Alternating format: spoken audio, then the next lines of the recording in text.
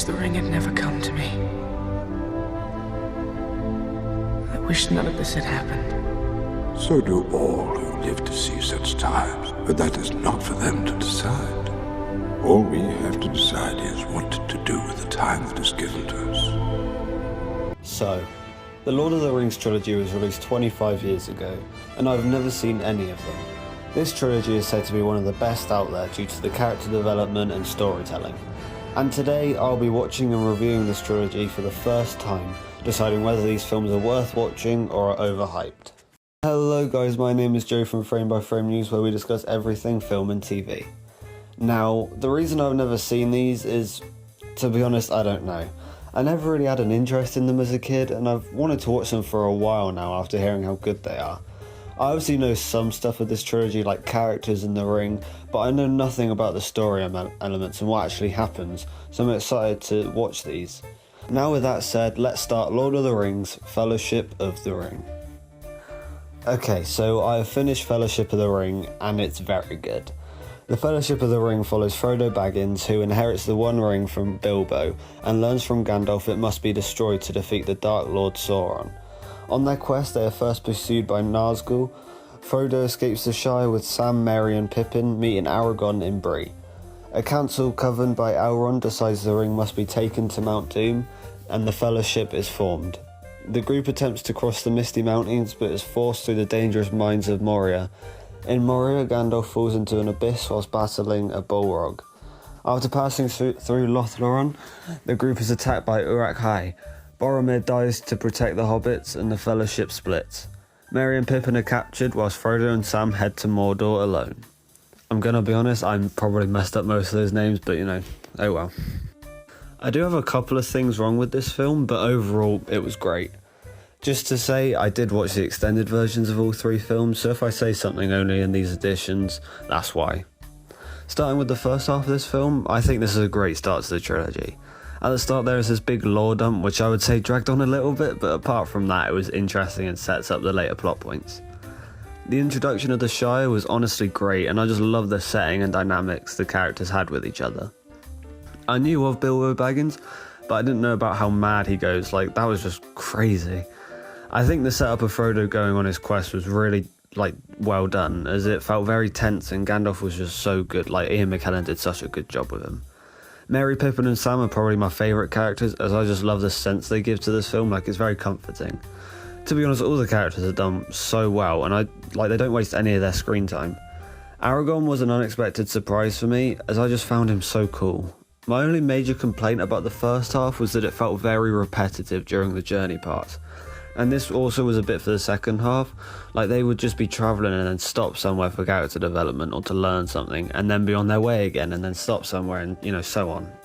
With the second half, my favourite part was when they named the Fellowship, as I found it so cool and the score just gave me chills.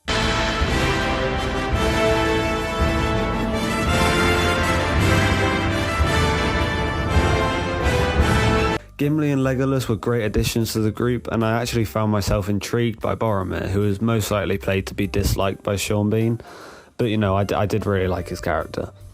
Gandalf's sacrifice gave me chills, as I've seen the moment before, but with the context it was just so much better. The ending fight was genuinely amazing, obviously with the choreography, but also the stakes and tension, as we followed these characters for like 3 hours by then.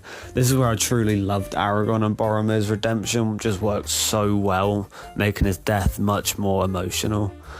The ending was nearly perfect, as it set up the next movie so well with the characters in such good places to continue their stories. And Sam is he's just the GOAT, man. Overall, Fellowship of the Ring was great. The storyline flowed really well, and the character development and dynamics were really the thing that made me love this film. I would rate it a solid 9 out of 10. My only complaints being some repetition and being just so long, like it really doesn't have to be like 3.5 hours. Now with that done, let's start Lord of the Rings, The Two Towers. Okay, so I finished The Two Towers and it was pretty good. The Two Towers follows the continuing quest of Frodo and the Fellowship to destroy the One Ring. Frodo and Sam discover they're being followed by the mysterious Gollum, Aragorn, the elf archer Legolas, and Gimli the dwarf encounter the besieged Rohan kingdom, whose once great king Theoden has fallen under Saruman's deadly spell. I would say that I preferred the first one, but I do still really like this one. Starting off with Frodo and Sam's part of the story, I think that dynamic did sort of carry this plot. Not to say it was bad, it was just very slow paced. As I said, the dynamic between Sam and Frodo was really good, and I like how it changes throughout, but at the end of the day, Sam is still the GOAT. Gollum was a good addition, and he is annoying at times, but props to Andy Serkis, man. His performance was great. He is so underrated in what he does for both this and Planet of the Apes. He's just such a good actor. I also think how they introduced Faramir was good, and how they sort of continued the story of Boromir without him, as his death does actually affect the story. That's pretty much all I have to say for this part of the story, as not much happened. There was a weird subplot with Merry and Pippin and how they formed a friendship with the Ents, who are like these tree people. I did find this part interesting, especially as I love Merry and Pippin, but also because this was just some great world building. The rest of the Fellowship story was probably what carried this movie to make me quite like it. The story with Rohan and Theoden being corrupt was so intriguing to me, and the development of each character, like of Aragorn, Legolas and Gimli, was just so fun to watch. I obviously knew Gandalf was coming back since he's literally on the poster, but his evolution to Gandalf the White was really cool. What probably brought this movie up a point for me was the final battle. Like, Jesus Christ, that must have been a lot of extras to use. I just really enjoyed this whole scene. It was just so fun, especially the dynamic that Legolas and Gimli had. And generally when Gandalf arrived, I got goosebumps. When the Ents destroyed Isengard, I nearly clapped. It was just so good just seeing Saruman's face. Like, Christopher Lee, well done, mate. The ending set up the next one really well, as obviously we get the victory with the final battle, but there is still tension in Frodo and Sam's plot with Gollum. Overall, The Two Towers was good. The storyline was interesting, and the growing character arcs and dynamics really carried this film. My only complaint would be that it did feel very slow paced at times. I would rate this a 7.5 out of 10. Now with that done, let's start Lord of the Rings: The Return of the King, the final movie of this trilogy. Okay, so I've finished Return of the King, and it is peak. The Return of the King presents the final confrontation between the forces of good and evil fighting for control of the future of Middle-earth. Hobbits Frodo and Sam reach Mordor in their quest to destroy the One Ring, whilst Aragorn leads the forces of good against Sauron's evil army at the stone city of Minas Tirith. This film is definitely the best of the trilogy, and up there with my favourite movies of all time, to be honest. It was just so good. I will go with one plot at a time, starting off with Frodo and Sam again. It starts off kind of the same as the last movie, and the spider scenes were quite good, however I did like the tension. Gollum again was acted really well, making me really hate the character, further making me root for Sam, which I thought I already was at the fullest, to be honest. Seeing the ring slowly take over Frodo was so interesting to see, and I love how it culminated in the final act, but seeing Gollum literally bite his finger off, like, come on. I think the main thing I have to say about this side story is that Sam is the GOAT. Let me just play these scenes and you'll understand why. Folk in those stories had lots of chances of turning back, only they didn't. They kept going because they were holding on to something. What are we holding on to, Sam?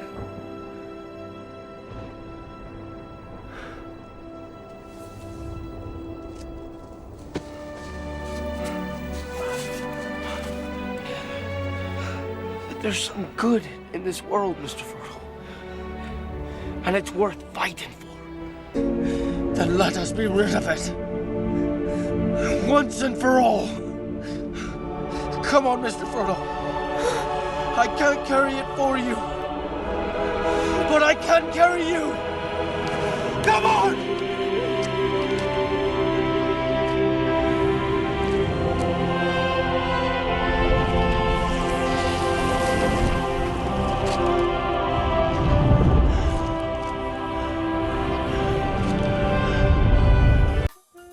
With the other side of the story, I'm surprised how much screen time they gave Merry and Pippin, but I'm really happy they gave them something to do other than being comic relief characters, especially with Pippin and his scenes with Gandalf. I love the continuation of scenes with the Rohan people. Exploring Gondor was great, and how they made Faramir such a good character, and I just really hated his dad. Aragorn, Legolas and Gimli had a weird side mission with these ghost people, which I did find a bit odd at the time. However, it did lead to one of my favourite scenes, which I'll get to. I think I mainly want to talk about the final-ish battle, which was just so good. The losing battle with the Gondor people was so interesting to see from Gandalf and Pippin's perspectives, but when Rohan arrived, I honestly wanted to clap. When Theoden died, it was very sad, but like, come on, how can I care about that when Aragorn, Gimli and Legolas arrived with all these ghosts, outdoing Rohan's arrival in every way possible? It was such a good battle. Now I know where Avengers Endgame took inspiration from, but wait, there's more. Aragorn's speech outside Mordor gave me chills, and seeing them give one final fight was just epic. I loved the tension rising as this battle was happening, and Frodo and Sam climbing the mountain during all this. Sam's the GOAT if I haven't said this already. The ending of this movie was perfect. They left off every character in the best way possible, making me nearly cry by the end. Just having been on this journey with all of them and now seeing it culminate to the best ending was amazing to watch. Overall, this movie is by far the best of the trilogy. The battles, the character arcs and dynamics coming to a close in the most perfect ending was just so refreshing to watch. This film was so good to watch, and even with its runtime, it did fly by at some points. I would rate this a 10 out of 10.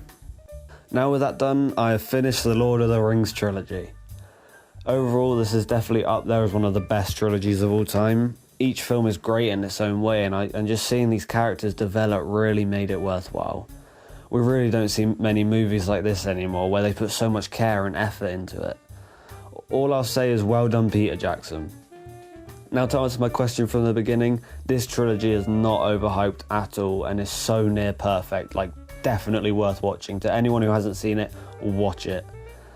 Thank you guys for watching. This has been such an enjoyable trilogy to watch and make a video about. Let me know what you guys think of these films and if I should watch the Hobbit trilogy next. This has been Frame by Frame News. Take care.